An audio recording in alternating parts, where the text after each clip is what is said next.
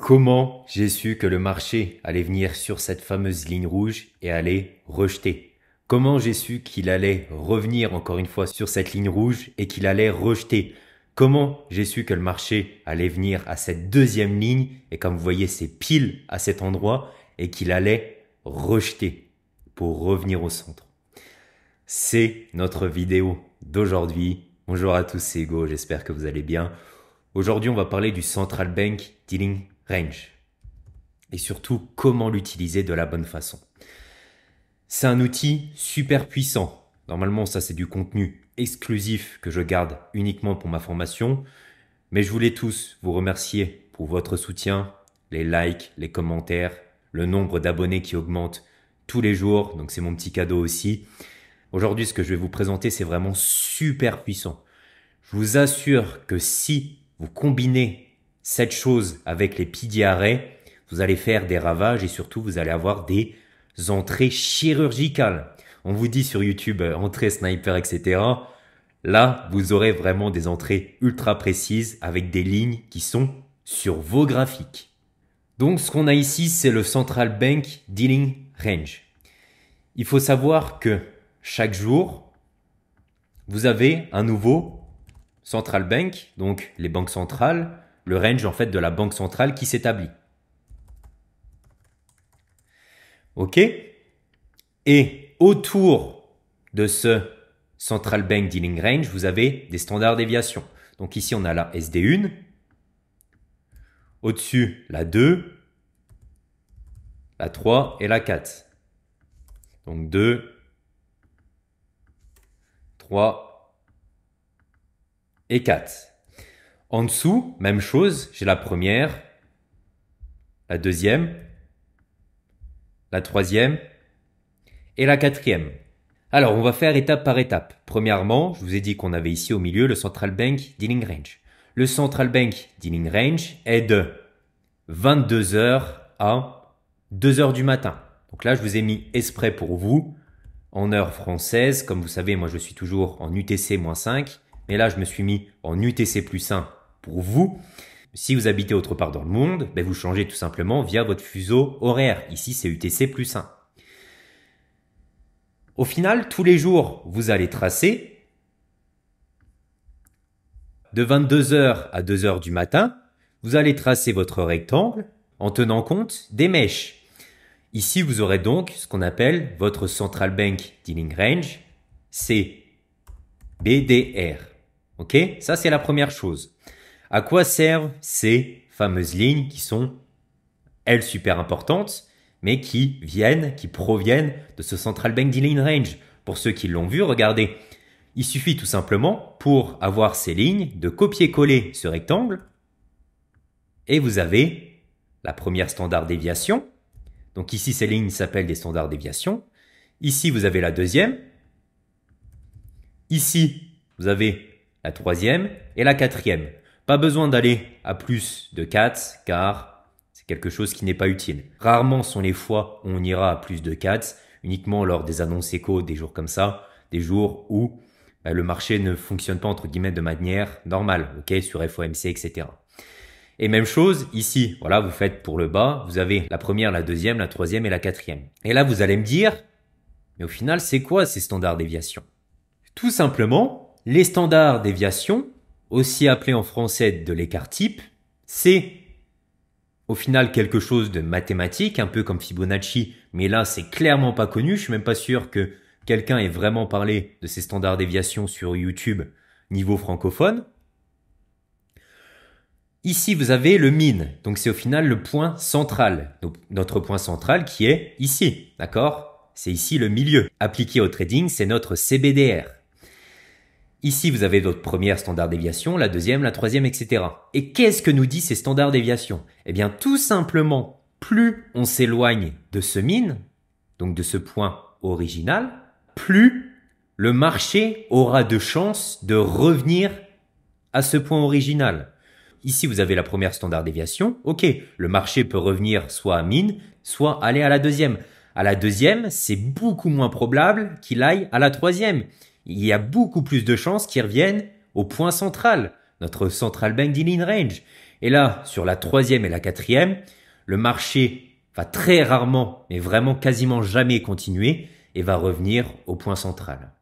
Et là, je pense que vous comprenez la puissance de ces standards déviation. Imaginez si sur le graphique, on arrive à la troisième. Premièrement, et en plus qu'on touche un pilier arrêt. Ben là, vous avez tout simplement, si on touche une standard déviation en haut, qu'on touche la troisième et qu'on touche un pilier arrêt, vous avez sous les yeux un trade gratuit, super simple. Regardez. Ici. On va tout effacer. Je dirais pas que c'est limite même plus puissant que vos piliers arrêts, mais si vous comprenez vraiment la profondeur de ce concept, c'est un peu comme Fibonacci, vous savez. C'est super puissant et c'est beaucoup plus utile que vos piliers arrêts en soi.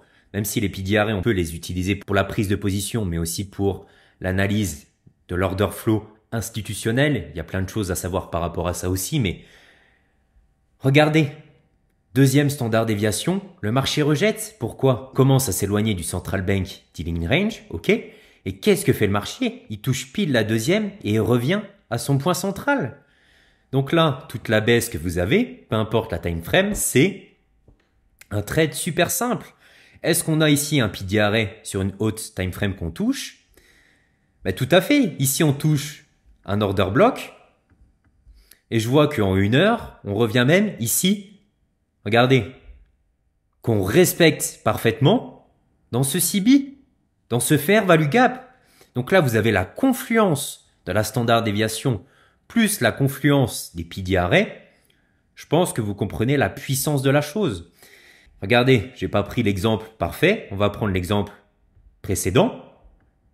On commence vraiment à aller très fortement à la baisse et regardez, on dépasse la quatrième et qu'est-ce que fait le marché?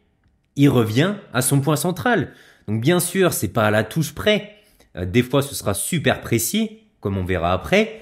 Mais je veux juste que vous compreniez le mécanisme, d'accord? Si j'atteins déjà la quatrième standard déviation, est-ce que c'est le moment de placer un sell ici? Absolument pas. Vous êtes déjà ici en deep discount par rapport à ce central bank dealing range. Et on ne vend pas en discount. Par contre, là, vous allez vous poser des questions. Pourquoi pas rentrer en achat? On commence à aller super loin. On sait que le marché a une énorme probabilité de revenir à son point central. Et donc, on va utiliser nos piliers arrêts. Est-ce qu'on avait quelque chose ici? Je sais plus on était sur laquelle. On avait ici sur du 1 heure une magnifique prise de liquidité. C'est le pilier arrêt le plus puissant, la prise de liquidité. En 4 heures, on avait quelque chose? Non, on avait tout simplement cette prise de liquidité. Donc encore une fois, vous connaissiez, grâce à cette chaîne, tous les piliers arrêts, etc.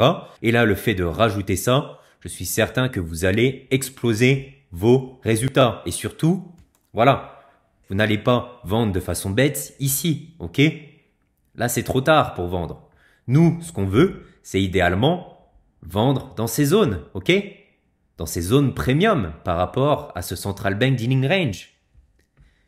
Ici, regardez, journée suivante, encore une fois, je n'invente rien. Donc là, la journée n'a pas été fameuse, mais encore une fois, qu'est-ce qui quadrille cette journée? Ben, c'est nos standards déviation. Regardez. On va toucher la deuxième. Qu'est-ce que fait le marché? Il revient à son point central.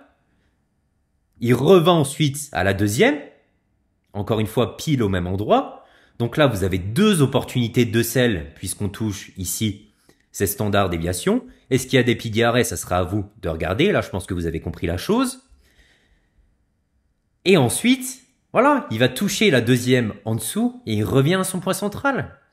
Donc là, la journée n'était pas fameuse, mais regardez qu'est-ce qui quadrille la journée. C'est nos standards déviation. Donc, vos standards déviation vont vous permettre deux choses. Premièrement, d'acheter et de vendre au meilleur moment, mais aussi de quitter vos positions au meilleur moment. Je vends ici. Je sais que j'arrive déjà ici à 2 standards déviation. Il y a quand même une chance que le marché commence à se retourner. Donc je vends ici et je clôture ma position ici. Vous avez le meilleur mouvement de la journée grâce aux standards déviation. On va regarder ce qui s'est passé sur la journée précédente. Donc là, pas grand chose de fameux, on n'a fait qu'une expansion haussière et on s'est arrêté, enfin la journée s'est arrêtée vers la première standard déviation. Ici, le marché sur la journée précédente, on est quasiment allé à la première et on est retourné à son point original, ok? Ici, regardez comme c'est magnifique, on est allé à la troisième et là c'est, comme vous pouvez le voir, impossible d'être plus précis, c'est une touche super précise. Et pourquoi le marché est revenu à son point central? Ben, tout simplement car on était à la troisième là. Troisième et quatrième. Quatrième c'est super rare, c'est vraiment un annonce économique. Troisième c'est aussi vraiment rare, mais quand ça arrive, profitez-en. Cherchez aussi vos autres PDRS sur des hauts time frames et là vous avez le trade parfait d'une précision chirurgicale. Et encore une fois, grâce à ce concept, vous savez où quitter vos positions, soit vers le Central Bank Dealing Range ou soit vers la première standard déviation, comme on a ici. Là, c'est à l'entre-deux et le marché s'arrête ici. Ok? On est déjà allé là. Donc, il y a encore énormément de choses à dire par rapport à ce concept. Je pense que j'ai déjà fait le plus gros ici sur YouTube. C'est vraiment quelque chose d'incroyable que je vous partage. Il y a juste une règle à savoir par rapport à ce Central Bank Dealing Range, c'est que il doit faire maximum 40 pips, sinon on n'en tient pas compte. Donc comment savoir? Tout simplement, je trace ici mon rectangle de 22h à 2h du matin, et là je vois qu'il fait 18 pips. Donc on peut s'en servir, on peut se servir de ces projections de standard déviation. Je vous écris le nom. Standard déviation. Si le CBDR, Central Bank Dealing Range, a plus de 40 pips, on n'utilise pas ces projections car c'est des journées assez rares qui c'est des journées improbables. Du coup, on n'utilise pas ces standards déviation. Regardez l'exemple d'avant, qu'est-ce qu'on fait? Et je pense que c'est le dernier exemple puisque vous avez compris que c'est super fort et vous irez voir sur vos graphiques vous-même. On arrive quasiment à la quatrième. Qu'est-ce que fait le marché? Il se retourne. Et est-ce qu'on a un PDRS sur du 1 heure? On va regarder. Et regardez. Le marché, il fait quoi là? Il revient dans ce busy. D'accord? Donc je pense que je vous ai dit le principal. Encore une fois, tracez-le de 22h à 2h du matin. Et je vous ai trouvé un indicateur qui le trace automatiquement. Du moins, je vous l'ai déjà paramétré. Ça s'appelle CBDR. D'accord? C'est celui de Skyrocket. Bon, quand vous mettez pour la première fois l'indicateur, il les trace super mal. Donc là, je vous l'ai mis parfaitement. Je ne sais pas trop ce que j'ai fait au niveau des paramètres. J'ai mis 19-23. Mais en tout cas, ça s'affiche bien de 22h à 2h du matin. Donc si vous êtes en UTC+1, si vous habitez en France, tracez bien ces choses comme moi j'ai fait. Ici, j'ai même mis -3. J'ai eu du mal à le paramétrer, mais en tout cas, en mettant ces paramètres, vous avez la chose qu'il faut, tout simplement. Vous avez ici, en bleu, Range Color, Central Bank Dealing Range, et vous avez vos projections, vos standards déviation, donc 1, 2, 3 et 4, via ce Central Bank Dealing Range. Si jamais vous voulez le faire manuellement, je vous rappelle que vous devez tracer ici votre range et vous faites un copier-coller et vous le copiez tout simplement 4 fois. J'espère que cette vidéo vous a plu. J'attends comme d'habitude un maximum de likes, un maximum de commentaires et abonnez-vous. C'était Hugo, salut.